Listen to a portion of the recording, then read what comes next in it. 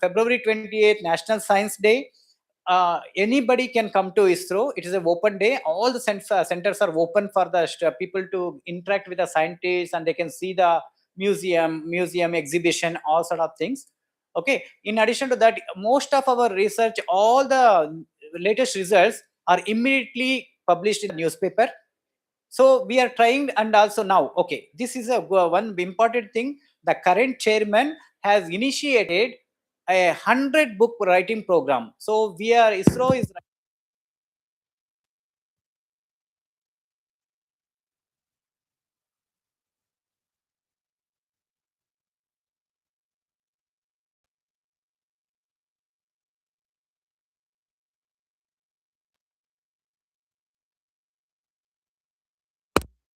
school and college students, which will be covering various aspects of ISRO, all the science mission, all the communication missions, like all the things which is involved with ISRO. It will be available for all of you online, and each library in the entire nation is going to have a copy of.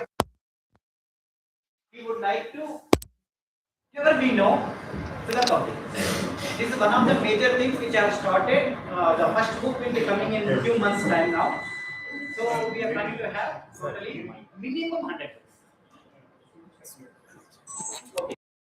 So these are some of the major programs and others. In addition to that, we also have at a lower level.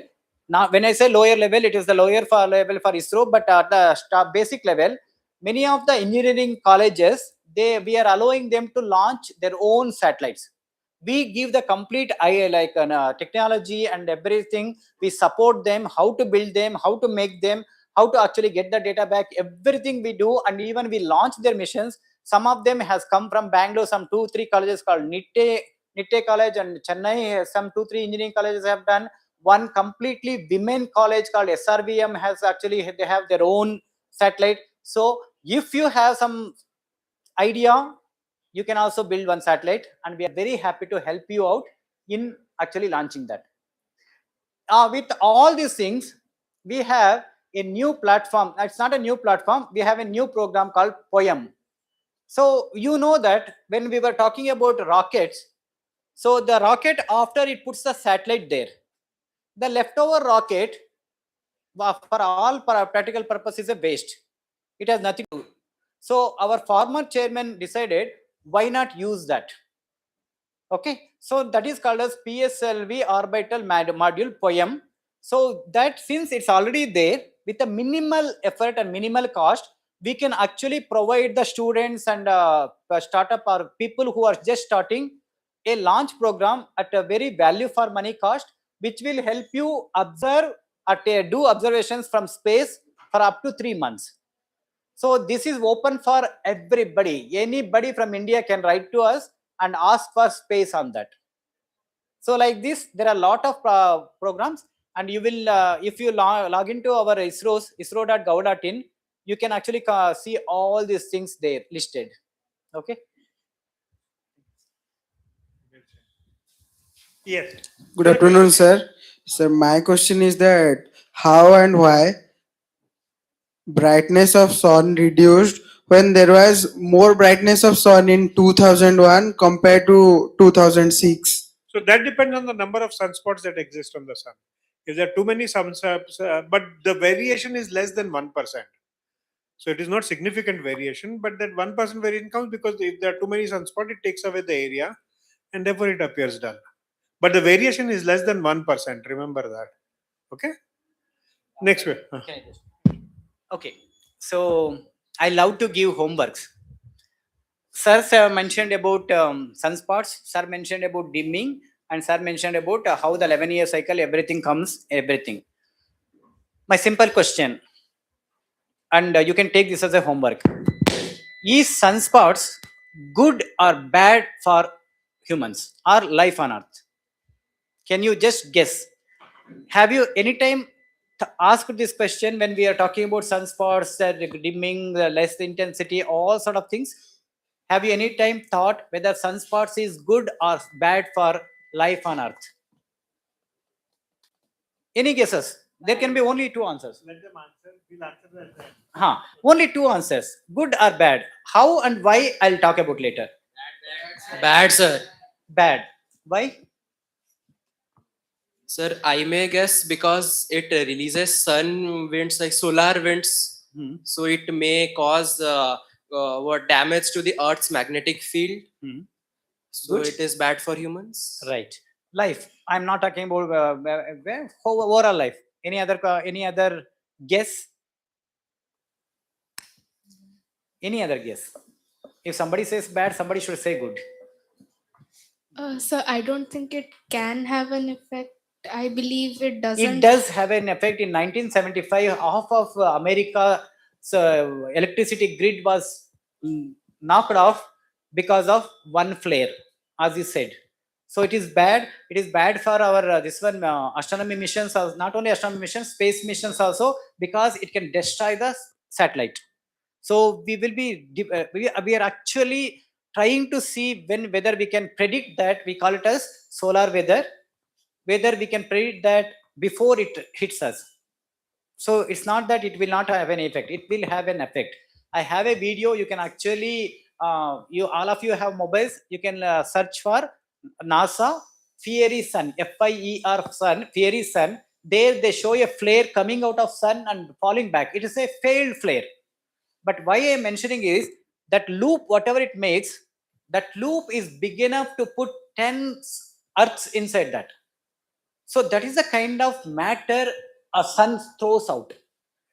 Okay, and the temperature of this is few tens of thousand Kelvin. Imagine that fast, that temper and all of them are ions coming and hitting Earth. It can actually do a lot of harm. It's not that, it's not. So even then, okay, sir is promised to answer this at the end. Till then, I'll just give a clue. Ice age. There is something called Maunder minima. You can think about in that term before sir answers. Okay.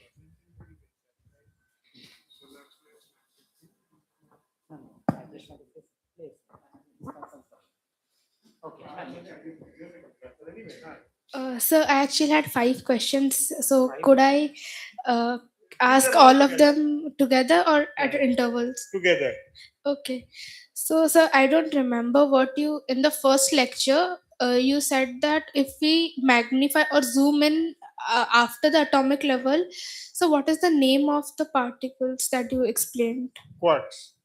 So each proton consists of 3 quarks, and they're called QUA RKS quarks. So, sir, my question was: is it First, second, Yeah. and third generation. Go on. so, sir, my question was: is it possible that what we know from the smallest components, I thought it looked similar to the piece of universe that you showed at the farthest level that we Yes. can see. So, sir, Because at intermediate, at lower levels of the level that you're talking about, you work with electromagnetism. That goes as GMM by R square. Gravity also goes by, electrostatic goes by Q1, Q2 by R square. The other one goes as N1, M2 by R square. It's only a question of constant of proportionality. In one case it is 1, the other case is 10 to minus 26. So at 26 orders of magnitude, you get similar things. You don't get identical because in electricity you have repellent and attracting, while gravity is all attracting. So it looks similar but not identical. Okay? so I had another question. There, you in the photo you showed, you said there are 2 tails of the comet. So why is that? So two tails of the comet come from the fact that when the comet is traveling, it is evaporating a lot of dust, etc. That makes one tail. The second one comes from the radiation from the sun, which takes radially out. So the blue, if you remember the image, the blue Yeah. tail was from the radiation from the sun. So the sun would have been in the light of the thing. While the other tail defines the direction of the comet, because as it left out material, it traveled in that direction. That's how it has two tails. Okay? Okay. Shall we give others a chance to ask? Yes, the girl behind you wants to ask. Good evening, sir. Sir, my question was that what goes in the process of making a new discovery, like whether it be in the field of aerospace, astrophysics, or atomic energy, and how can we students think and question passionately? Um, So what goes into discovery partly is necessity is the mother of invention. Is it not? So technological developments generally are defined by the necessity requirements. Okay. On the other hand, there are some discoveries that come serendipitously by chance. People didn't realize that this is how nature will behave. They keep on looking for what is happening and suddenly find some strange things happening. So a lot of discoveries in science are chance. Some of them were there because people are looking for it to try and. So, for example, the velocity of light discovery that it is constant came because people were actually trying to see whether Maxwell is right or Newton is right. So, some are driven by questions about what we think we know, some are driven by chance, and some are driven by specific requirements to do something. These are essentially the three ways. Ah. So, sir mentioned about chance discovery. All of you are aware of the most known chance discovery. Can anybody say that? It is very, very essential for us. Any idea? In medicine.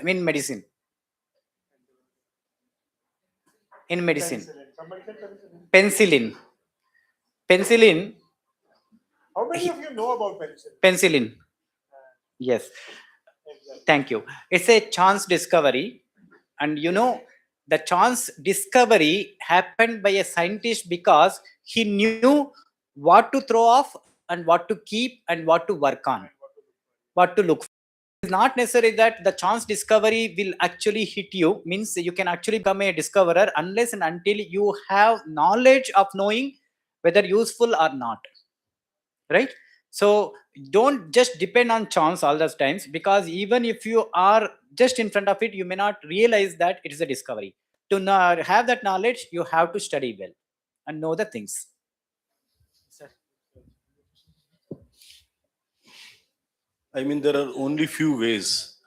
One option is going deeper, deeper, and deeper, asking why. All right.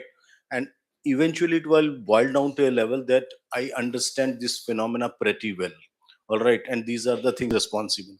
Once you have gone to that level, then the next stage is predicting that if I have a similar situation or slightly different situation, what will happen. So if your model is correct, if your understanding is correct, if you have factored in all the parameters that affect it, all right, then it will be all right. And mostly 80-90% it will work.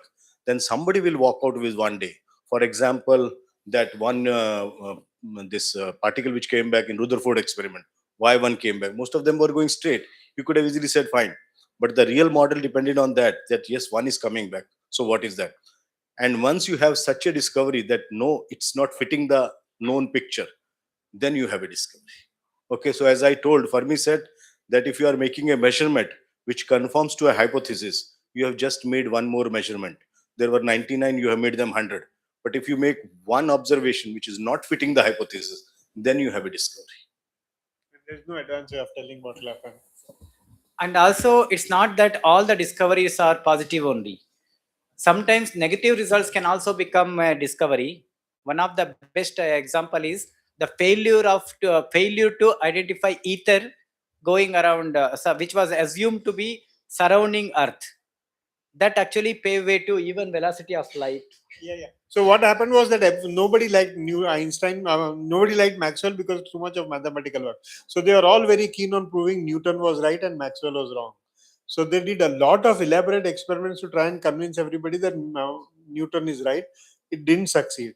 All those, like the famous Michelson-Morley experiment, did not succeed, and the velocity of light turned out to be the great universal constant.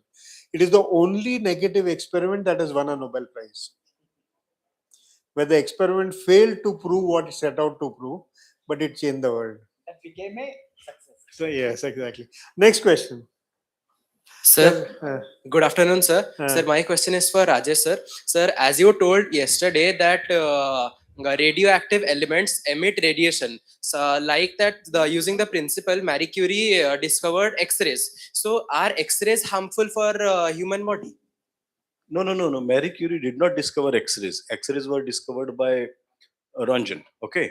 And there is a difference between X-rays and gamma rays, as Mayank sir also told.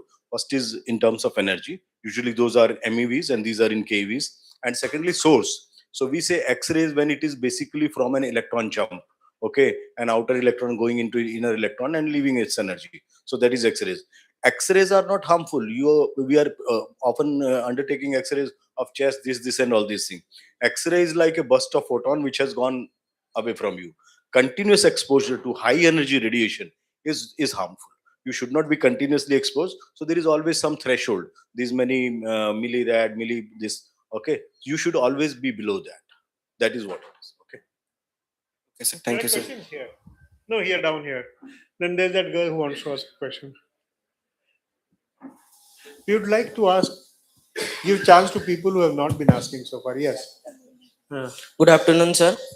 Sir, my question is, as you said that satellites become debris after their work is over, so that can cause problems in future rocket launches. Sir, how can this problem be solved? So there are many ways to actually trying to mitigate this problem. People are trying to push it down so that they enter the atmosphere and burn out. And some people are trying to actually capture and same way bring it down so that it will burn out. And there is something called grave. We know graveyard, right? Where all the dead people are left. Something like that. There is a graveyard orbit, which is slightly above. For example, if we are considering low Earth orbit, around if it goes to push to 800 to 900 kilometers, that place the satellites will keep on rotating for hundreds of years without falling down. So but the people are trying to push into that graveyard so that they stay there without breaking, so reducing the this one. And then nowadays there people are experimenting on new material and even wood to see whether it easily breaks out and it is easily burns out without leaving anything there. So there people are working on that. Still we have not reached to the level where we can actually remove all the debris. As of today we have to live with that. Good afternoon, sir. Sir, we do know about the Big Bang theory. So, are there any other theories like this which tell us how the universe might have started? No, so there were two ideas at the beginning. One was the Big Bang theory, and the other was that maybe the universe has always existed like this. It was called a steady state theory. And for until about 1920s and 1930s, actually, till well into 1950s, if we were not sure as to which was the exactly correct theory because of the way of circumventing things. Eventually, when microwave background radiation measurements, when the temperature of the universe was measured, it turned out to be exactly as predicted by Big Bang. And there were other models, other predictions that Big Bang theory made. Like he said, if you know good theory, if you work to it, you should make predictions and check. And all those checks held out, and that is why eventually steady state theory is not what people study anymore. So there are ideas that change. There's a girl at the back who wants to ask in blue t-shirt. Yes, I'll give you the next chance. I don't know. Good afternoon, sir. Sir, I would like to ask how do we get the idea to go to outer space? I mean, it's an obvious idea. No, if you go to aircraft, you might as well go to outer space, and No, then you realize the advantages of going to outer space. Okay. Sir, how do we get to know all the planets and That's a long story. You should have attended my lecture in the afternoon. It's a very long story. I can't really take it up just now. Yes, can you give it to next? Yeah, and then we come Good here. afternoon, sir. So my question is that when an asteroid comes, like how the scientists are giving its name, and sometimes the asteroids are changing its direction from hitting the Earth. Is that because of an external force that is pulling away it from its way? The only force active at that size scale is gravity. There is nothing else. And initial condition. What is exactly the direction in which you, if you are pointed straight to a gravity origin, you will go and bang into it. If it is at an angle, you will turn. So it's a question of initial condition and gravity, as far as trajectories are concerned. As far as naming is concerned, there is something called International Union of IAA, International Astronomical Union, which is a body of all astronomers from all over the world. And their general body decides, and their committees decide how to name which object in which way. Generally, for minor bodies, it is just the year of discovery and the sequence number. For other objects, there are privileges. So there is a Homi crater on the moon, etc. That is decided by a common committee. Thank you, sir. Welcome. Here there are questions.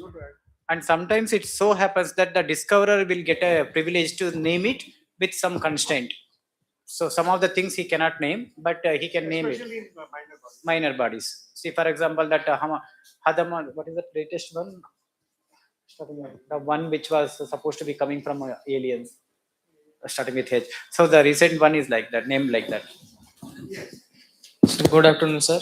Sir, my question is why returning human to the moon is important when we already have satellites and robots?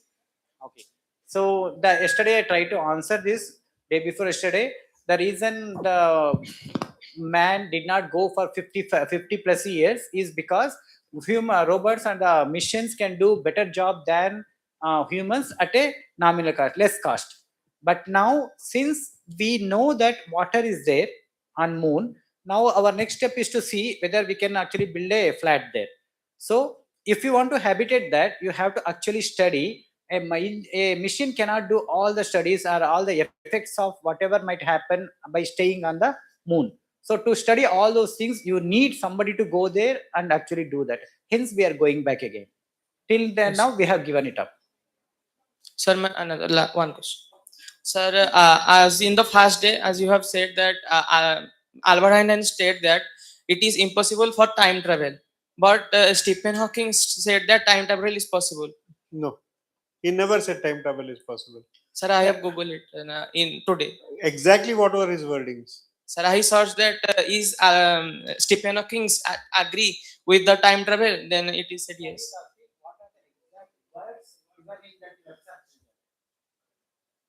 Because I'm Stephen Hawking. There is no way Stephen Hawking. He would have imagined if time travel. So he has done various theories about how time works. But reversing time and going back into time, Einstein is very clear. You cannot do it. Sir, one last question. That how do scientists detect black hole if light cannot escape from it?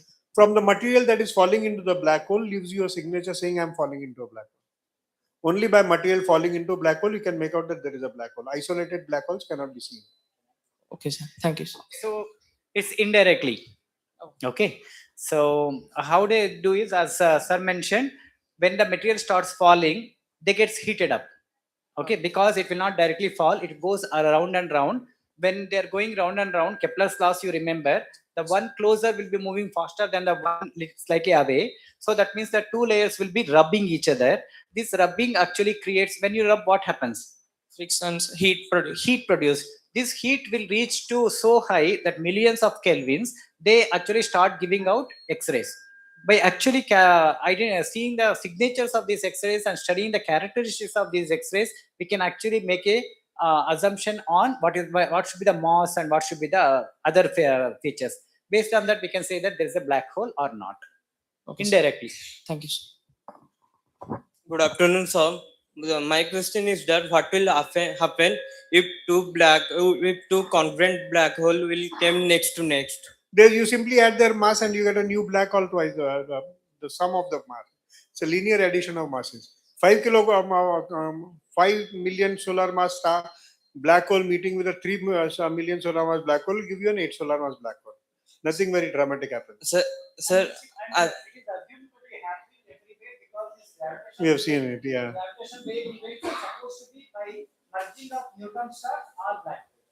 So if they are congruent, then their gravitational pull must be the same. Yeah, no, they're stronger. By पहले 5 million solar mass का था, अभी 8 million solar mass का हो जाएगा. So it will just become stronger. So there must be a point where the net force becomes zero.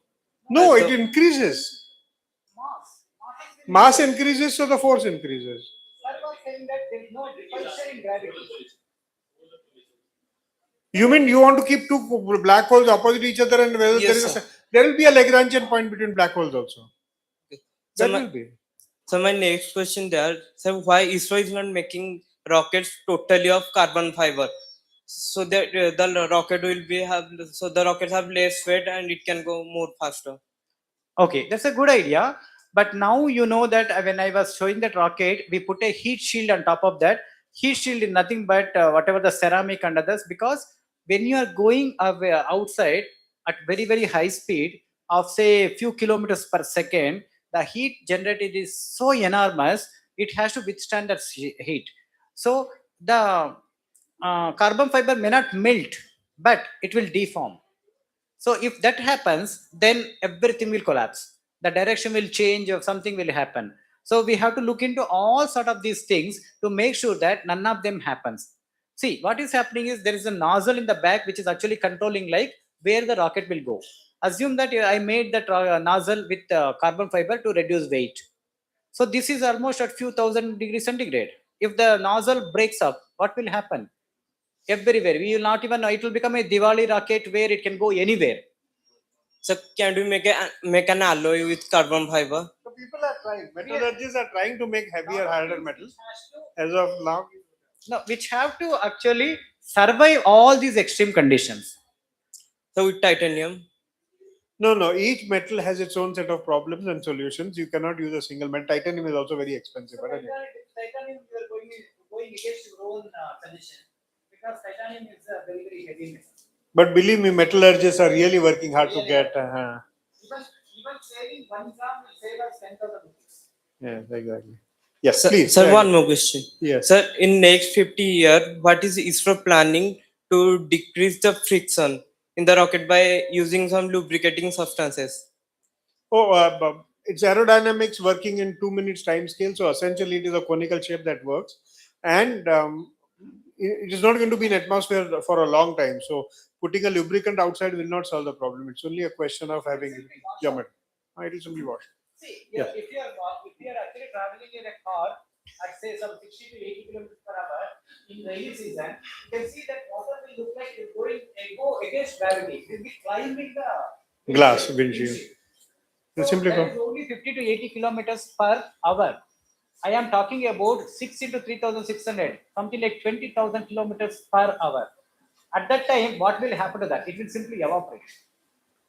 So Yes. this is one point. Thank you, You. sir. So my question is, can you explain about the concept of warp drive? Warp drive. Warp drives are science fiction imaginations of people. It is a storytelling. There is no such thing as a warp drive. Jet engines are the best engines we have. And about Kaluja-Klein theory? Huh? Kaluja-Klein theory about 5 About? dimension. Oh, so what has happened is, sorry. So there is a story called Flatland, where everybody is 2-dimensional. Okay, so some people are like triangle, some people are X square, and they see a sphere going through their plane. So what they see is they see a dot, and that expands into a circle and then goes back into dot again. They just can't understand. But if they define a 3rd dimension, then everything becomes clear. Similarly, the way that universe that we have today in 4 dimension, we are struggling to understand everything. So people have tried to wonder if we go to 5 dimensions or 6 or even up to 9 dimensions, whether we can understand things. But there are no good theories at higher dimensions. So far as we know, 4 dimensions is what we have. Any other questions? Sir, what is the difference between string theory and E8 theory? Oh, those are profound. One of them assumes that the finest particles are like strings, and therefore the string expansion, string contraction, etc. works. The quantum, which is the other theory you said? Huh? E8 theory. EA is? What is EA? Okay, so there are various ideas of what happens to the universe below 10 raised to minus 18 that we have did. None of them have predicted things which we have experimentally tested. So we have really no idea what happens below 10 raised to minus 16 meters. Yes, next question. That girl has a question. Yeah, quick. Good afternoon, sir. This question is to Rajesh, sir. So yesterday I have seen that ultraviolet rays that was written that papers soaked in AgCl solution, and there we can found the ultraviolet rays. Can we use any other sort of solution rather than AgCl solution? You can use anything. Okay. He was trained in photography, and that was the easiest he could get. And the whole thing that I was trying to impress upon you is a simple idea can give rise to such a big discovery. And he just took a paper and he found, yes, there are rays, though he was initially looking for thermometer. But because ultraviolet rays do not have this heating capacity, so but his logic was correct. The question was, how can it be that only on one side there are rays? There have to be on the other side. And he did not realize that they can be high energy. And this high energy has to be now tested because they can induce chemical reaction, and because there is high energy, the chemical reaction can be induced faster. So what was happening in blue region maybe over 1 minute was happening in ultraviolet region in much less time. That's why. All right. So the idea was that simple ideas can lead to great discoveries. Just a thermometer and complete infrared. Can you do some research today using thermometer? Not possible. Yeah. Yeah. Sir, one more question. Please. Another question. Sir, my answer. Sir, you have shown that slide that in that graph there is Fermi gas, and what does that gas? Fermi gas, ga- I didn't show you anything about Fermi. Yeah, in that morning session, you have shown that graph. There was something written there. Not for. I don't know where I refer to Fermi. Yeah. That was something written so long. I just remember Fermi gas. No. I don't think it was Fermi gas. I think it was about. No, you'll have to give me a better reference. I don't remember where I said. You think about it. What is? We'll take other questions right now. You tell me exactly where I was. That girl also has a question. That girl with specs. Here.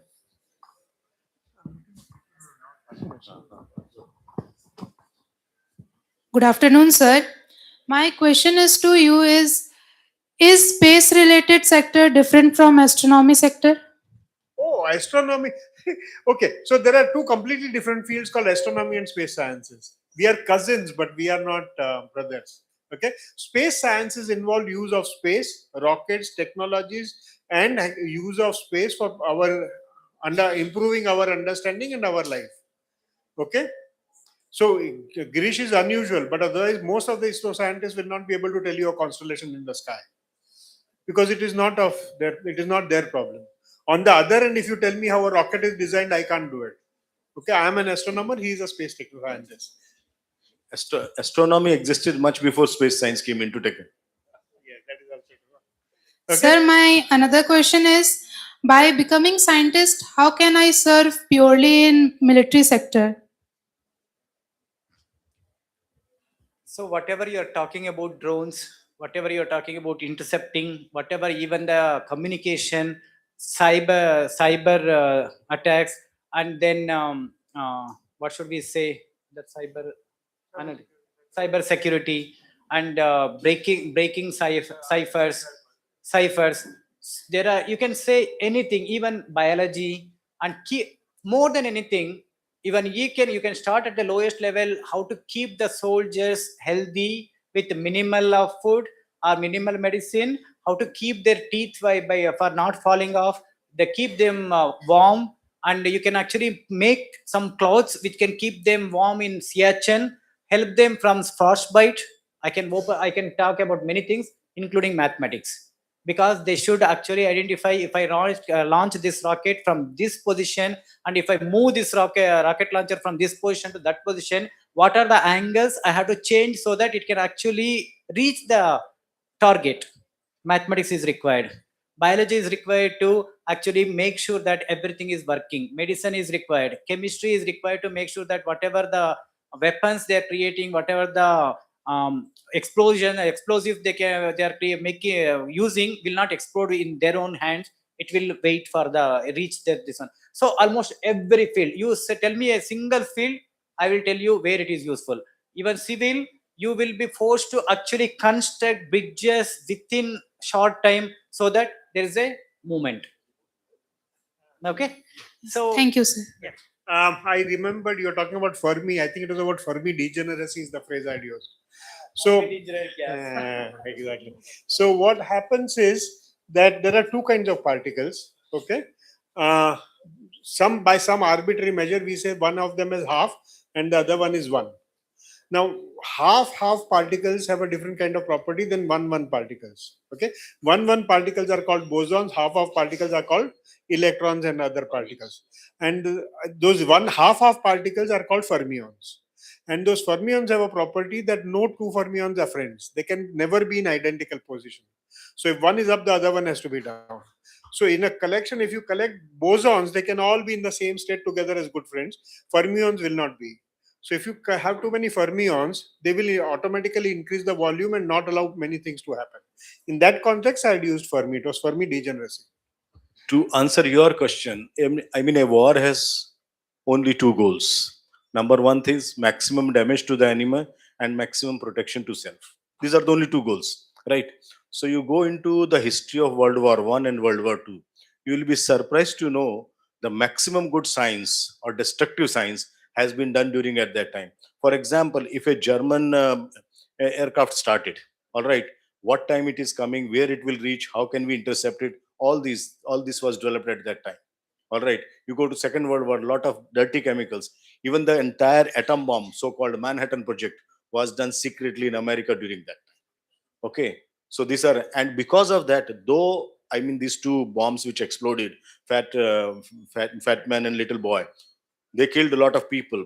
I mean, roughly like 1 lakh at each place. However, probably it stopped many more, because had the war continued, okay, we would have lost many more. So science is everywhere, and you will find that in First World War and Second World War, most of the scientists were there. In fact, when and this First World War was going on, most of the atomic physicists, they were put somewhere or the other to help military people to either, let's say, unlock some secret. They were sending messages, Morse code, all these things around that time. Okay, just see scientists in the world wars. You will see a lot of material. Okay, next question. The boy at the right at the back. Huh. Sir, Okay, I have a question in mechanics. Can I? yes. Sir, the mechanisms and technologies used in clocks and watches, are they useful for any other purposes other than time? No, so for example, these days watches do more than have time. Okay, my watch tells me what is my heart rate and how many steps I have walked. So watches have become very versatile. The periodic timing is used for defining a lot of parameters. How long your microwave will work is also done by it is called a clock, but essentially it is the same ticking mechanism. So that periodic oscillation mechanism is used at a lot of places for a lot of kind of thing. How long your phone will remain bright will also be decided by the number of ticks in a particular crystal. Yes, sir. Okay, so time is about oscillations are a very general set of terms. Any other question? Thank you, sir. There's a boy at the back right there. Yeah, yes. Tell me. So my question is, what are the similarities and dissimilarities between the subatomic world and the extraterrestrial world? Oh, extraterrestrial worlds are just globes like Mercury, Venus, Mars, Earth, planets, etc., etc. Subatomic world is a completely different entity. They don't even mix. Extraterrestrial worlds are places like planets at other places. And so I don't even think I fully understand your question. And subatomic world is subatomic world. Okay, so there's not any similarities. No, or no. something. Okay, so I had one more question. Like, do planets and stars really does an impact on us, as the astrologers give us No. gemstone? Please, please don't believe anything in astrology or anybody who makes any kind of predictions. These things have been tried and tested. So there are two ways of doing science. One is that any knowledge is an extension of the current knowledge, and the second thing is any unusual prediction of completely something very different. In either case, the test that people use is that reproducible. You should be able to reproduce what you've done, and equally important, you should be able to explain how it is done and why it is done. And the third is whether it is valid or not. Astrology fails completely on the grounds of statistics. Okay, most of them are suit talkers. So please do not believe in astrology at all. Second thing is there is no physical reason. Okay, a star is at least the closest star is 4 light years away. There is no way I was not even conceived until 9 months before I was born. Okay, so the star 4 light years away could not have sent light 4 years ago with a particular manipulation to change my life on Earth. Okay, that star doesn't even know I exist. Even planets. Right now, as I'm sitting here, the railway train that is going by the platform nearby has more gravitational effect on me than Mercury or Mars or Venus or Jupiter will have, because the force falls by 1 by r square. Okay, and these are astronomical distances. And again, the planet is never where they say it is when I'm born, because the planets move. So it is neither scientifically accurate. It does not explain why it happens. It does not explain how it happens, and it fails on statistics. Okay. On the other hand, we are all anxious about future. If somebody tells us that good things are going to happen to your future, I'm willing to pay money for it. But at the end of the day, there is no scientific validity to that. So please do not believe in any fortune telling of any form, palmistry se leke astrology tak. Okay? Sir, but sometimes they are correct. Na? So there is always a statistical chance. Okay. Okay? If I'm hereby predicting that 10 of you will fall on the ground before tomorrow evening. One of you will fall by sheer chance. Okay? But I will only tell you about the one fellow who fell, saying that I had predicted and he fell. The other 9 did not fall is something I will not tell you. So this is wholesale cheatery. So let me actually continue on that. So assume that I have predicted that next week you are going to die. What are the possibilities? Either you will die or you won't die. So if you don't die, then that means that whatever my prediction is wrong. Starting with everything is gone. If you die, what are you going to gain? You lost this week also. Just thinking about that I am going to die, you are going to die. So what exactly is the use of that? Then coming back to actual answering the other question, there's a famous scientist from Sri Lanka called Professor Abraham Kovur. So please read about him. 25 years back, he set up a award saying that at that time, 25 years back, 1 lakh rupees was the prize money. So the simple tasks, 3 tasks, one of them corresponds to astrology. I will give you exact time and date and everything of the person who is born. Statistically significantly, out of those 10 or 20 people, you have to predict better than 50% chance. Sir said about choice, na? Better than 50%, whether it is a man or woman or whether they are alive or dead. Simplest things. If a person can tell you what is going to happen tomorrow, he should know whether the person is already dead or alive, whether it's a man or woman. For now, it is almost like 50 plus years, nobody has claimed that money. That should tell you something. Okay. Then Sir's talked about the nearest, this one he can give you. See, Indian astrologers or Indian, more than everywhere, they use 2 things. India, it is stars or planets, and in other than zodiacs. Zodiacs never is an Indian idea. It came from Greeks only 2000 years back. 1500 years back. Okay. So at that time, whatever the months they defined that this zodiac belongs to, that was never changed.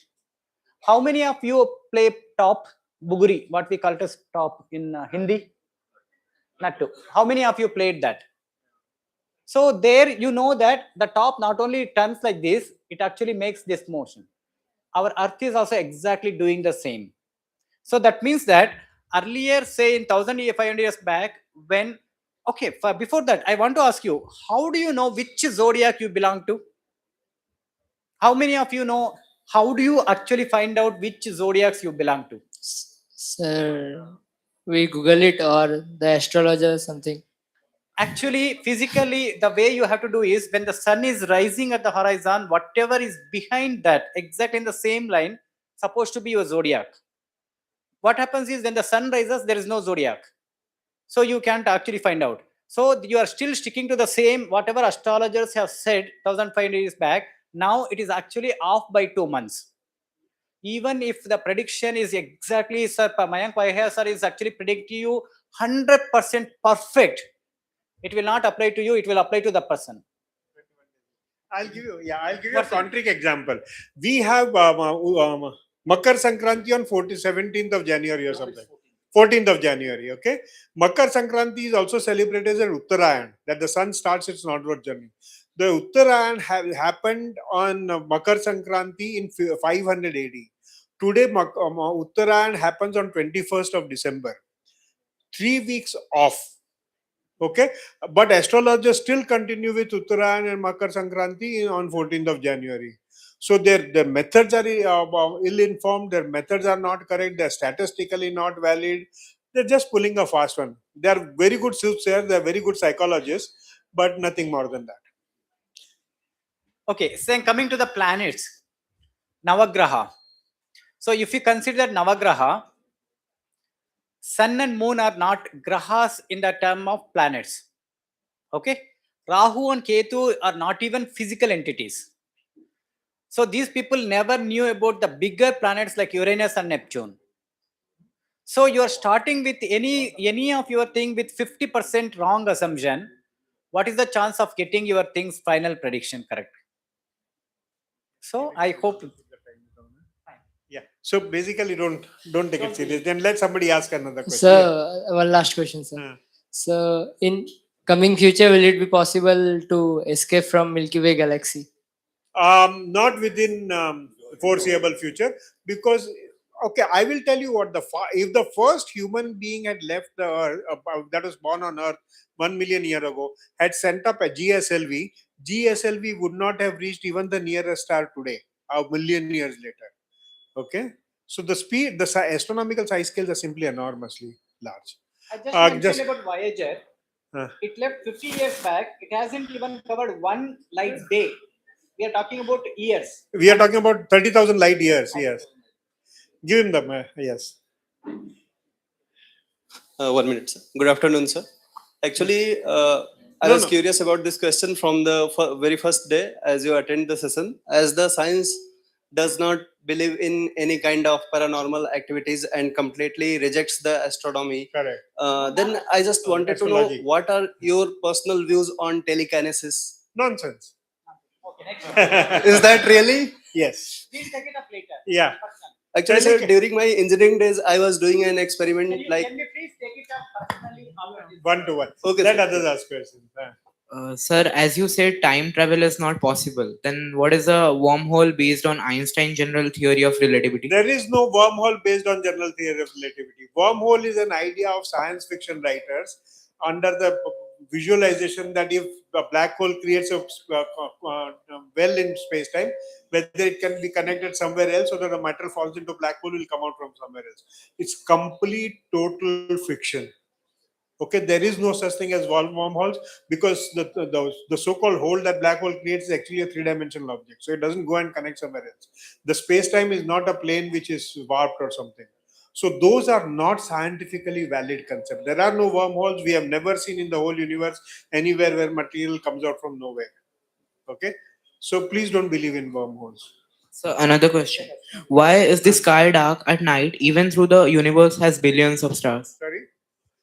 Why is the sky All dark? those paradox. I'm going to ask you to ask AI for that. It's a straightforward explanation.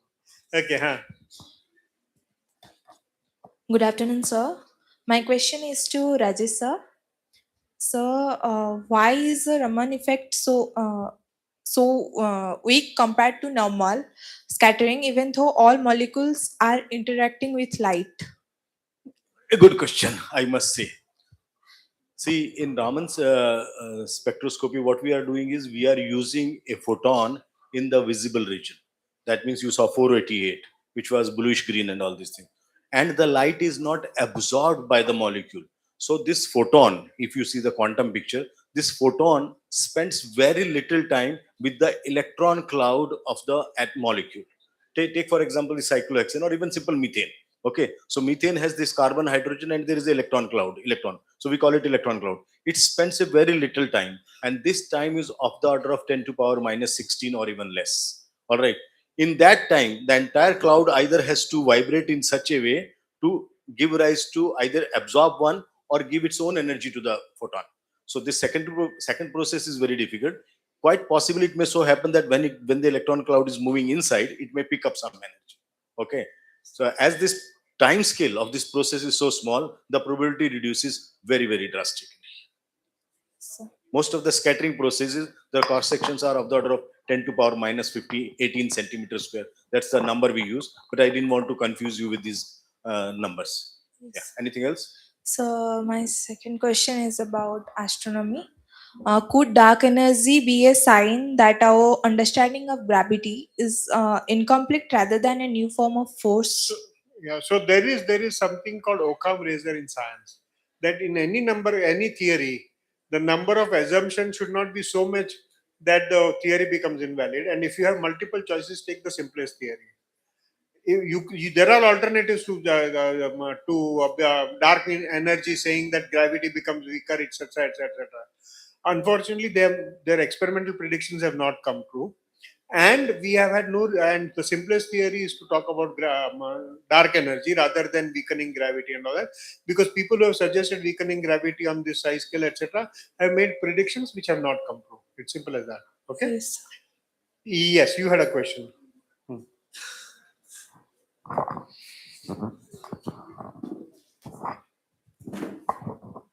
Good afternoon, sir. Sir, you previously answered my question about why sun expands then becomes the white dwarf. My question is that you also said that red giants and other compress into neutron stars. Why doesn't they also expand and then turn white dwarfs? Sir might not have actually told that.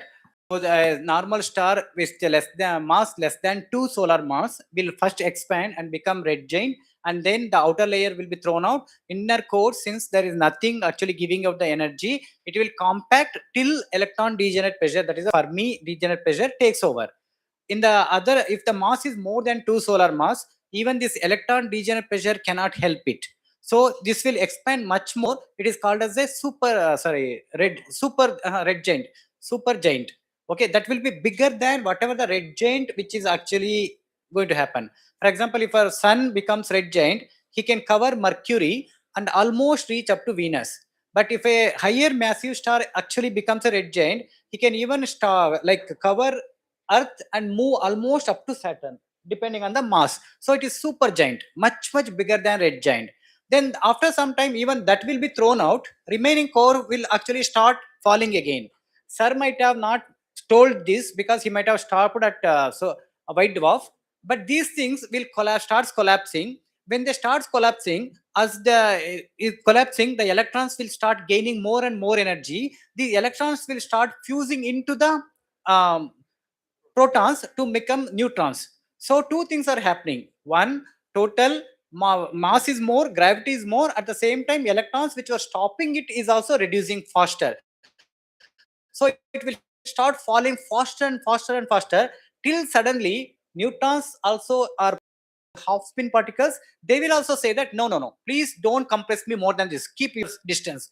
That is called as neutron degenerate pressure. That suddenly, like a ball, if you take a ball and throw at the wall, the ball will keep on going till it sees the wall. Suddenly it bounces back. At that time, this entire outer layer is thrown out. He might have mentioned as supernova. So it happens in that time also.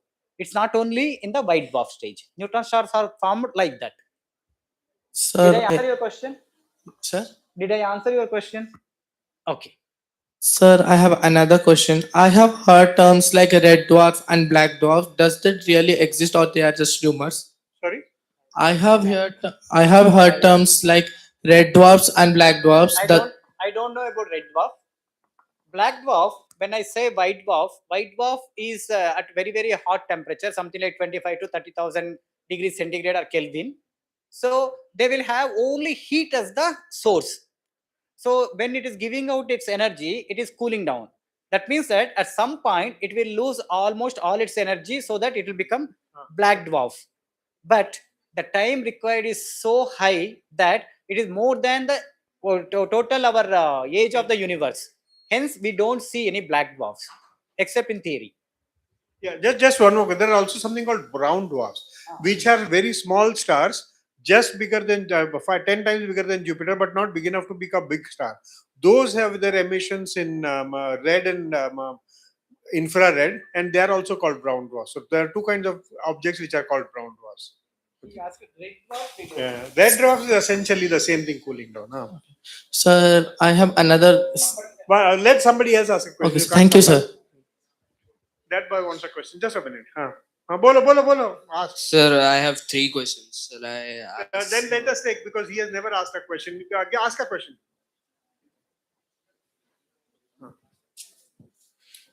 So my question is on gravity. Like we have 4 fundamental forces. The strong nuclear force has gluon as its force carriers. Electromagnetism has photons, and similarly, weak nuclear has W bosons. So what does gravity have? Gravitons. What are its characteristics? So gravitons are again massless because the force goes to infinity. Its spin, I think, is half. I don't remember. but it is again a virtual particle that is exchanged between objects at gravity. But because like electromagnetic force can also go to infinity, gravitational force can also go to infinity, so it has to be massless. Okay. So, so my last question.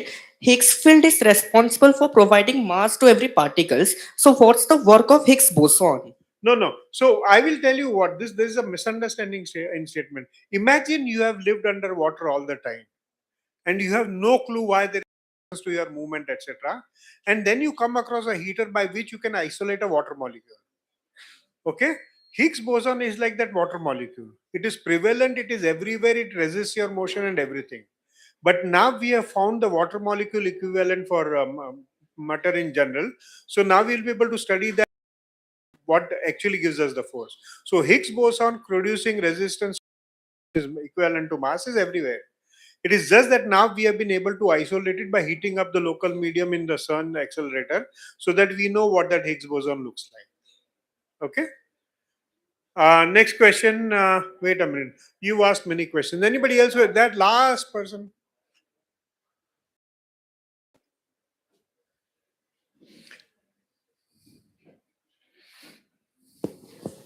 Good afternoon, sir. My question is that why the color of sun is yellow? It's temperature. It's strictly dependent on temperature. It is temperature about 5,500 degrees Kelvin, and therefore it peaks at optical light. That in fact, the question is not whether why the sun's light is yellow. Stars have various colors. It is just that we human beings live on a planet which is close to the sun, and sun emits in optical wavelength, so our eyes are sensitive to optical wavelength. Okay, the sun was not designed as per our eyesight. Our eyesight was decided as per the sun. So stars of various temperatures will give you various colored lights, all the way from UV to infrared. We happen to live in a planet where optical light is the maximum from the star, so we see yellow color. It's just a question of surface temperature of the star, and surface temperature of the star comes from the size of the star. Okay, so if there was another civilization living next to a star which is say 5 times the size of the sun, they will see ultraviolet light. And sir, how supernova galaxy are formed? So there is no such thing as supernova galaxy. Supernova is a separate thing, like he said. It's an explosion of a star that has run out of fuel. And galaxy is a galaxy. It's a collection of a billion stars, trillion stars actually, 1,000 billion stars. Okay. Thank you, sir. Who else has a question? Yeah, he has a question. Give him the question then. Where? Give it to her then. Boss, give it to her.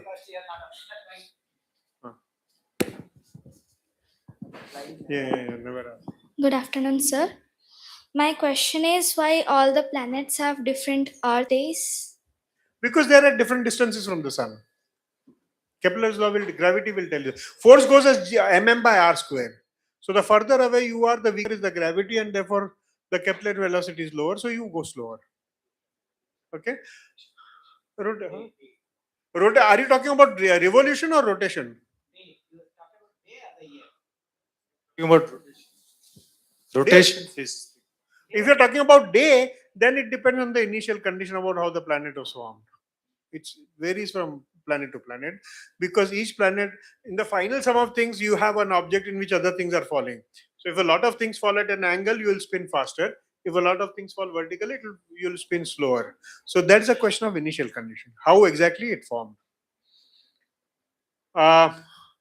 There's a boy that had a question there. There's a boy there. Here.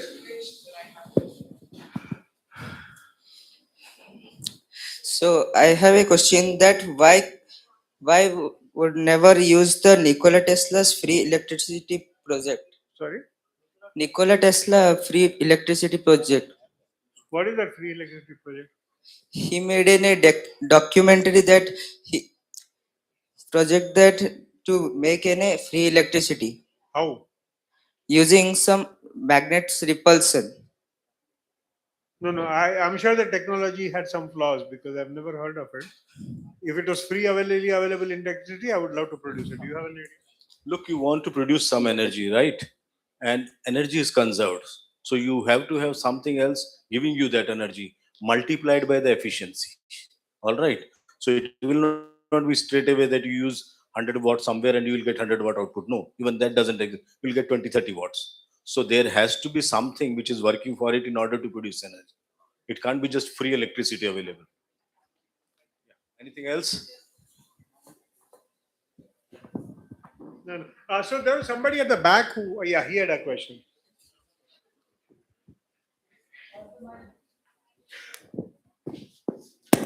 Sir, I wanted to ask that what is the difference between geosynchronous and geostationary?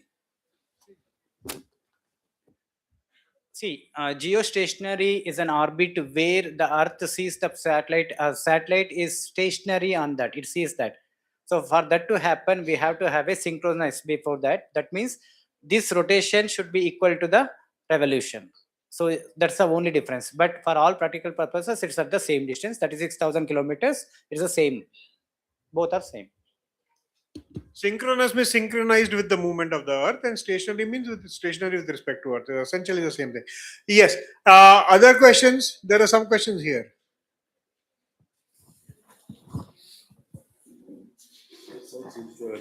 This, they have exhausted.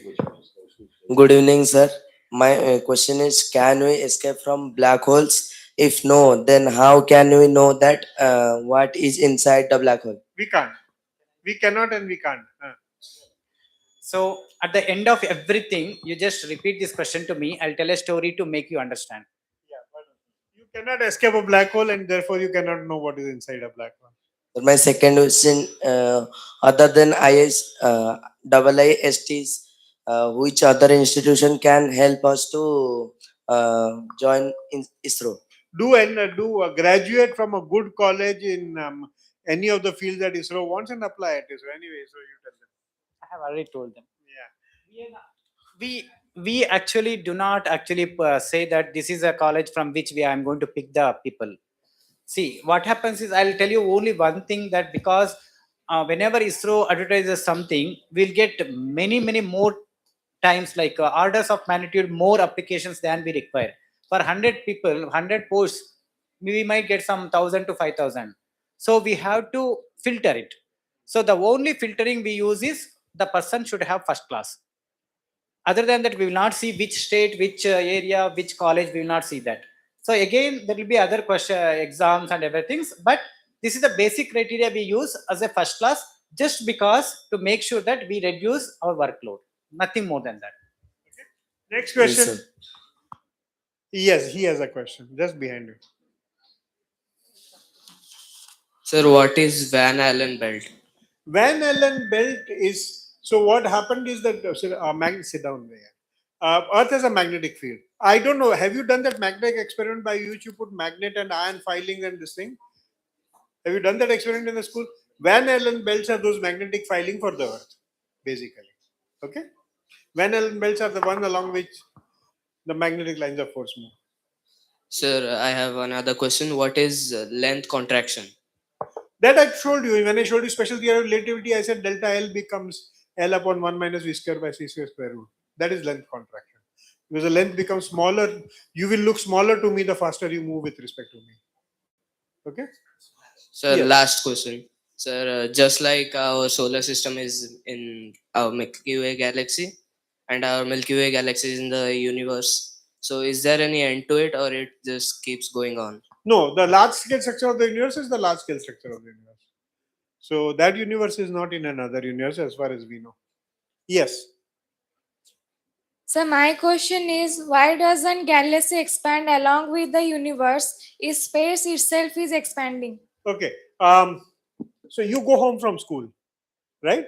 When you go home from school, all of you run away from each other to their respective homes. But your shirts and your pants and your bags don't. Okay, they come with you. Exactly the same way, what is gravitationally bound will remain gravitationally bound, but between the two objects, the space is expanding, so they will, each of them will go away from the other. So this dark energy is not going to make solar system break, and it will probably not even make Milky Way break, but it will make Andromeda and Milky Way distances larger. That's all. Okay. Any other question? There's one question here. Udhar bhi hai kya kuch? Just sorry, just one. I'll just give you a question. Yes. So in the morning session, you have mentioned about nanoflares. So what exactly they are? Nanoflares are very small flares which are not easy to see, but they contribute to the heating of the corona. Sun's respective. So, there are small flares on the sun which contribute to the heating of the corona. Why do they are nano only? Because there's a small. Very small. Yeah. Yeah. Okay. There are two girls there who have a question. Yeah, one in the white t-shirt first. Sir, as we all know that Chandrayaan 3 landed on the south pole of the moon. But why is it considered so difficult to manage how the satellites are landing on the far places which never faces the our Earth? You mean to say the far side? Yes, sir. One thing is mainly the question will be like communication, because to have communication with the one which is landing on the far side, we have to have another satellite. It's difficult, but it's not impossible. China's Chang'e 5 actually landed on the far side. Humans did do that, but compared to the usage and whatever the benefits from that is less than whatever the problems we go through. Thank you, sir.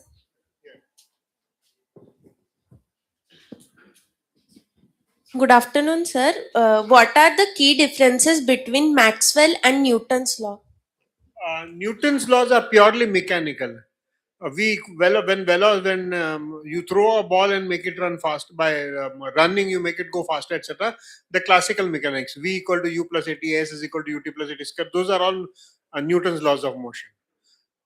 Maxwell's laws tell you how light, electricity, electromagnetism works. Okay, so it refers to completely different phenomena. It refers to how tube lights work, everything. Essentially, any electromagnetic radiation works. What is radio wave, what is gamma rays, everything is defined by Maxwell's equations. Newton does not touch that.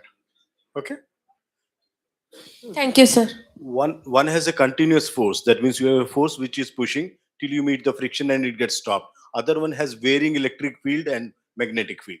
Okay, these are the changes. And in a varying electric field will give rise to a varying magnetic field and vice versa. And it can travel in vacuum. That is the advantage. Vacuum. Yeah. Yes.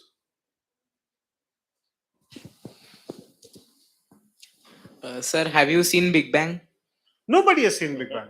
Big Bang happened 37,000 million years ago, and I was born 70 years ago. Sir, so how can you say that these are all made of Big Bang? Because I have seen that the way the velocities are happening, gave you three pieces of evidence. One is that all galaxies are running away from each other at a certain rate, and that rate increases with distance. So I can wall back. Somebody at 5 meters is moving at 5 meters per second. Somebody moving at 10 meters from me is moving at 10 meters per second. So the obvious question is, where was everybody 1 second ago? And they all came to be at the same place at the same time. So the first major evidence. Okay, except that 1 second is 13.7 billion years. But essentially, the example method, the idea is the same. The second thing is that if the universe did expand in Big Bang, we said the average temperature should be 2.7 degrees Kelvin, which we find. There are a lot of other secondary evidences which all suggest that the universe began in a Big Bang. A whole bunch of second. Everything I don't have to see. Okay, I'm just 70 years old. I have a heart. Okay, sir is from DAE, BRC. Sir says he's from TAFR. I am saying that I am from ISRO. How are you accepting that whatever we are saying is correct? So somebody would have checked whether I have an ID card from ISRO, or you can actually find out from the way he's talking about spectroscopy and sir is talking about astronomy. You can say that he has to be a scientist. He knows better than us. And then extrapolating the same thing, you can say that since he is working in astronomy and he has a very good knowledge of astronomy, he should be from a astronomy institute. So then, since he's saying TFR, you should accept that he's from TFR, right? So the same way, you can actually ask, show me the signature, show me the ID of Big Bang. As sir said, all around us, there is what is called as cosmic ray microwave background that is at 4 Kelvin, which was expected to, and it is very, very, very perfectly black body. If somebody shows you a plot showing a black body radiation, the error bars on that has to be enlarged so much that is much less than the line width. So that is so perfect black body is one of the best result or signature of Big Bang theory. Any other questions? Yes. The boy, the Bilal. You give that fellow. Your left, huh? Then either, huh, why, huh? और Sir, वहाँ उसमें- different satellite move in different orbits around the Earth, like one like this. How is set those satellites in those orbits? Oh, that's a question of rocket technology. Depends on how you inject into the orbit. When the rocket goes and leaves the satellite in the orbit, it leaves it in such a way that it goes there, and then the satellites have their own little rockets to make sure that they're exactly where they're supposed to be. Sir, all You want to the close? Okay, sorry. One more question we'll take. Huh? all the waste generated by the rocket disposals in the space, they're gonna create a very big problem in the Correct. future. So how we're going to deal with? We talked about space junk, and that's a big problem. With the space debris and space junk, we are trying to do something, but there are no good solutions to that problem. One last question. That is actually a good idea for a startup. Yeah. You can come up with something where you can actually effectively remove the space junk. You will be funded like him. Yes. Yes. So we know about baryons, which are like naturally they contain a combination of 3 quarks, and if we kick out one, it becomes a meson. So hypothetically, can there be a combination of only 1 quark or 4 quarks? No. So, We have shown that they don't exist. Experimentally, we have confirmed that they don't exist. Single quark objects don't exist. 4 quark objects also don't exist. There are some exotic particles which have an odd number of quarks, but they decay very quickly. There are no stable solutions with more than 3 quarks or less than 2 quarks. Okay? Okay, we'll close the session here. Okay, thank you very much. I hope we have answered your question.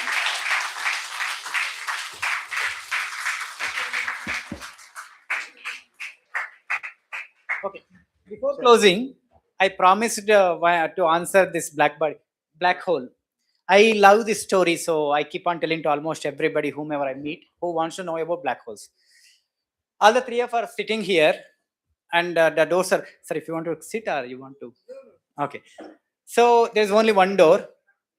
Instead of coming with this mic, I walk in through the door with a tiger. How many of you will stay in this room? How many of you will stay in this room? Tiger, real tiger, ferocious, hungry, man-eating tiger. You still leave. It is my pet tiger, it won't eat me, but I won't promise that to you. Okay? Okay. Now, I'll just tell you that I'll keep it on leash, and I promise you that I will not let go of the leash. How many of you will stay here? I am keeping it on a chain. I am not going to leave the chain. I promise you. I am a very good person. I swear I will not leave the chain. How many of you will stay here? Very good. These people don't trust me.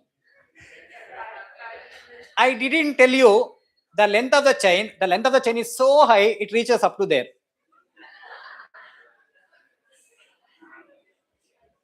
So now the question is, how many of you would like to stay in this room?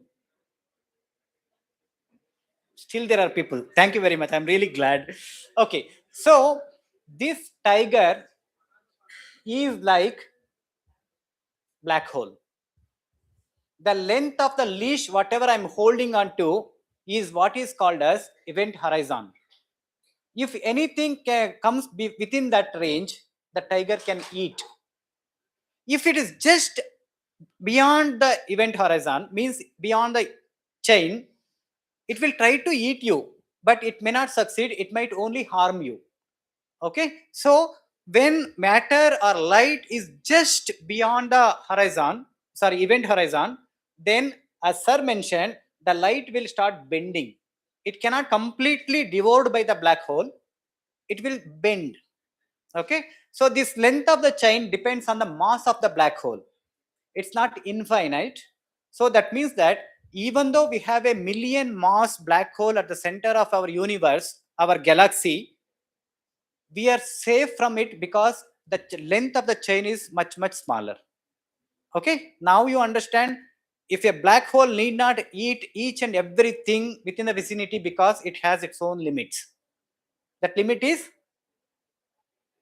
event horizon. Thank you very much. So wish you all the best. Thank you very much to our respective panelists for having such an electrifying discussion. So now it's time to drop the curtain. So before that, I'd like to request our respected principal sir, our honorable secretary sir, and our respected physics faculty Ambud sir to please come to the stage so that we can felicitate our respected panelists.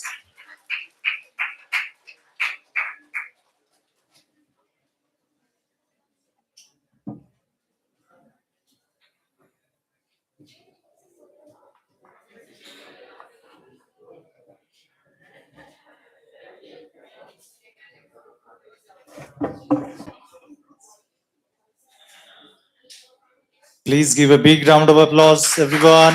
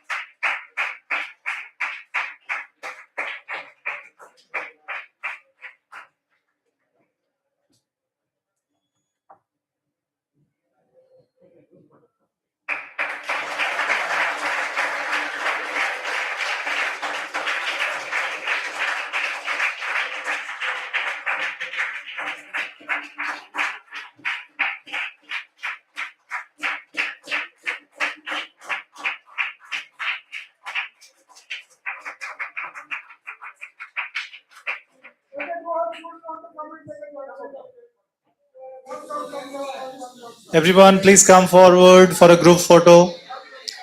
Please maintain the queue. Before we end this program, I must admit it was lovely interacting with you, and we look forward for many more occasions. Thank you. It's an honor for us, sir.